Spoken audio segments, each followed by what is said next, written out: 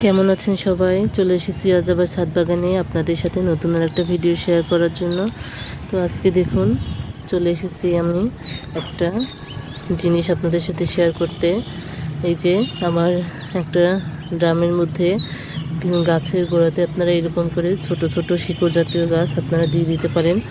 আর এই যে ধনিয়া পাতা আর আমি পালং শাক দিয়েছি, দেখুন কত সুন্দর উঠেছে।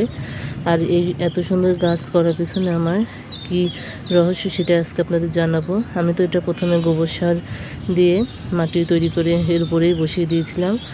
আর এটা এত সুন্দর হওয়ার কারণ এই যে দেব আমি এখানে পাতলা আপনার ইসের জল, খোল পচা জল, এটা আমি পাতলা করে নিয়েছি, এটাই দেব।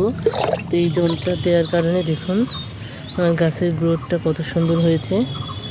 খুব সুন্দর করে গাছের গোড়াতে এটা দিয়ে দেই 7 দিন পর পর। আর এটা এই জন্য এত সুন্দর হয়েছে ঘন। তো আপনারা চাইলে এরকম করতে পারেন। যদি ভিডিওটা ভালো লাগে আপনারা লাইক কমেন্ট শেয়ার করে দেবেন, এবং যারা এখনও সাবস্ক্রাইব করেনি তারা সাবস্ক্রাইব করে দেবেন এবং পাশে থাকা বেল আইকনটা চেপে দেবেন, যাতে সবসময় নতুন ভিডিওগুলো আপনাদের নোটিফিকেশনে চলে আসে। ধন্যবাদ সবাইকে।